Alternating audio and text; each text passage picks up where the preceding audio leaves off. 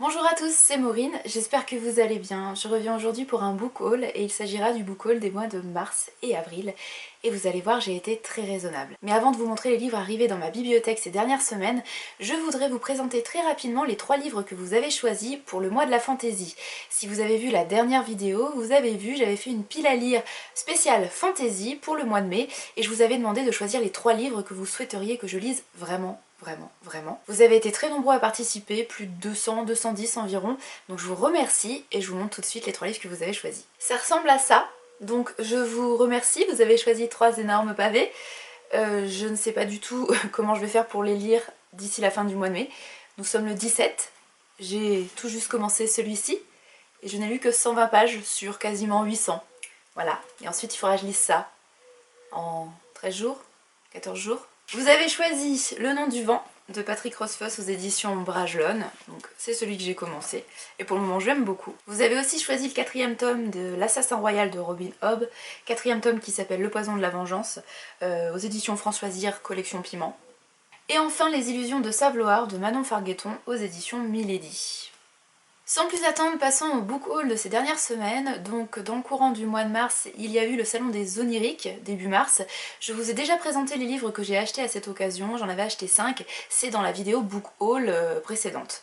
Là je vais vous parler des livres que j'ai achetés et qui sont arrivés dans ma bibliothèque après les oniriques, donc du 10 à la fin du mois de mars, et au mois d'avril. Et en fait je n'ai que 10 livres à vous présenter, ce qui est plutôt très raisonnable. Je commence par une réception un petit peu surprise grâce aux éditions France Loisirs qui m'ont envoyé un petit colis, et dans ce colis j'ai trouvé le livre de Harlan Coben, le dernier, Ne t'enfuis plus, qui est en exclusivité pendant plusieurs mois chez France Loisirs, avant même de sortir dans une librairie traditionnelle. Je n'ai jamais lu d'Harlan Coben encore, donc ça sera l'occasion. Avec ce livre-là, il y avait des petits goodies plutôt sympathiques, de petits biscuits avec France Loisirs écrit dessus, je trouve ça plutôt mignon et je vais les manger maintenant que j'ai pu tourner cette vidéo. Un marque-page et un tote bag en l'honneur de la sortie de Ne t'enfuis plus, donc de Harlan Coben, avec le petit pins, et derrière vous avez écrit France Loisirs. Donc Harlan Coben c'est plutôt du polar thriller, comme je vous le disais j'en ai jamais lu, ça sera l'occasion. Là ça se passe à New York, un père de famille va partir à la recherche de sa fille aînée de 21 ans qui disparaît, qu'il retrouve plusieurs mois plus tard dans Central Park, mais qui est complètement transformée et qui s'enfuit en voyant son père s'approcher. Voilà, ça va être un petit peu la découverte de ce qui a pu se passer pendant ces mois d'absence, qu'est devenue cette jeune fille, qu'est-ce qui lui est arrivé. Je n'en sais pas bien plus, si vous l'avez lu, n'hésitez pas à me le dire. Je continue avec The Wick Deep de Shea Earnshaw aux éditions Rajo. J'ai reçu les épreuves non corrigées. C'est sous-titré La malédiction des Swan Sisters. Je l'ai lu et j'en ai fait la chronique sur le blog, j'en ai pas encore parlé en vidéo, mais si vous êtes déjà curieux de savoir ce que j'en ai pensé, je vous invite à aller lire la chronique sur le blog. Je suis un petit peu déçue par cette histoire. En lisant la 4e de couverture, j'imaginais que ça serait une histoire effectivement de malédiction, mais également de sorcellerie, avec un petit aspect féministe, puisqu'on nous dit dans la 4e de couverture qu'on va suivre 3 jeunes femmes belles, libres et indépendantes qui furent accusées de sorcellerie par les habitants de la ville de Sparrow. Donc voilà, moi j'étais plutôt partie dans l'optique, comme je vous le disais, sorcellerie et féminisme, et en fait pas vraiment. C'est effectivement une histoire de malédiction, mais c'est surtout, avant tout, une romance pour adolescents, et voilà. Ça m'a un petit peu déçue. Par contre, j'ai beaucoup aimé l'ambiance, la plume était plutôt bonne, enfin en tout cas la traduction, mais vraiment ce que je retiens de cette histoire c'est surtout l'ambiance, l'atmosphère petite ville de la côte, petite île quasiment, une sorte de huis clos dans une petite ville avec beaucoup de brouillard et beaucoup de mystères et des meurtres. Voilà. Également reçu Portrait de femme au Moyen-Âge, 6e, 15e siècle de Stéphane William Gondois aux éditions La Louve. Et alors là par contre j'ai adoré cette lecture qui est un documentaire, ce n'est pas de la fiction, c'est un recueil qui rassemble 20 portraits de femmes qui ont vécu au Moyen-Âge, et je vous rappelle que le Moyen-Âge c'est compris entre le 5e et le 15e siècle, donc 10 siècles de profonds changements sociétaux. Une période qui est surtout marquée par la féodalité et le christianisme, mais pas seulement. je vous laisse découvrir tout ça. Et en tout cas, ces 20 portraits de femmes sont assez étonnants. Et ce que j'ai surtout beaucoup apprécié dans la rédaction de Stéphane William Gondouin, c'est que c'est très abordable, très fluide, beaucoup d'humour. Il utilise les anachronismes, il utilise l'ironie, donc ça passe vraiment très bien. C'est très fluide comme je vous le disais. C'est à chaque fois présenté de la même façon. Chaque portrait commence par une petite carte qui situe l'action, un tout petit résumé qui vous met un petit peu l'eau à la bouche. Vous avez donc ensuite le portrait, plus ou moins illustré, et à la fin, hop, vous avez généralement un arbre généalogique. Bon là pour le coup c'est pas le cas sur le portrait que j'ai choisi. Vous avez une mini bibliographie qui vous invite à aller plus loin si ça vous intéressait, et également une flèche du temps, des repères chronologiques pour encore une fois contextualiser. Donc en fait j'ai beaucoup aimé ce titre parce que c'est à la fois un titre qui est documenté, qui est scientifique, mais en même temps qui est très grand public, très abordable. Donc voilà, une vulgarisation qui est efficace, mais pas non plus trop simpliste. Donc un juste milieu qui est vraiment passionnant. Et si c'est un sujet qui vous intéresse, je vous invite vraiment à découvrir ce recueil de portraits que j'ai vraiment adoré. Et j'ai oublié de vous le dire, mais la chronique est en ligne sur le blog si vous voulez en savoir plus. Encore une réception surprise avec la disparition d'Annie Sorn aux éditions Pygmalion, et c'est de C.J. Tudor. Voilà, j'ai pas demandé ce titre, donc il est arrivé dans ma boîte aux lettres, je sais pas trop comment, mais merci les éditions Pygmalion. Encore une fois, c'est un polar thriller, et apparemment cet auteur est considéré comme la Stephen King britannique, donc c'est plutôt encourageant. Là aussi, ça va parler d'une disparition un petit peu bizarre, une petite fille qui s'appelle Annie, qui disparaît une nuit de son lit, et elle est retrouvée 48 heures plus tard, mais apparemment, la petite fille qui revient est un petit peu différente et on sait pas trop ce qui lui est arrivé. Alors là c'est pas le point de vue du père qu'on va avoir, mais le point de vue de la grande sœur qui va nous raconter que lorsqu'elle retrouve sa petite sœur, ce n'est plus sa Annie, c'est plus elle, et elle ose pas dire aux autres qu'elle a peur de cette petite sœur qui lui est revenue. Je continue avec deux achats un petit peu compulsifs que j'ai fait sur The Book Depository, c'est la première fois que je commandais sur ce site, de deux titres en VO, en anglais, deux titres que j'aurais aimé faire entrer dans mon challenge The Irish Readathon, puisque ce sont deux titres irlandais. Et j'ai pas eu le temps de les lire malheureusement, mais ils sont là, ils sont hyper beaux et je sais que je les lirai très vite. Je vais commencer par celui-ci qui est plutôt un documentaire, puisque là aussi il s'agit d'un recueil de portraits de femmes importantes, de portraits de femmes irlandaises. Donc le recueil s'appelle Rocking the System, c'est de Siobhan Parkinson. C'est aux éditions Little Island Books, qui est une édition irlandaise basée à Dublin. Je trouve le livre très joli et les portraits à l'intérieur sont super beaux aussi. Ils sont tous construits de la même façon. Donc au début vous avez la présentation des figures irlandaises réelles avec une illustration. Donc là c'est la reine Maeve, Queen Maeve. Ensuite vous avez le portrait en lui-même. Et ensuite vous avez une page qui récapitule un petit peu les choses importantes à retenir sur ce portrait. Donc là aussi il y a 20 portraits de femmes, mais cette fois des femmes irlandaises, qui ont compté pendant leur époque. Un titre complètement différent puisque là c'est de la fiction, ou plutôt une biographie romancée, enfin c'est basé sur des faits réels mais c'est très largement brodé et romancé.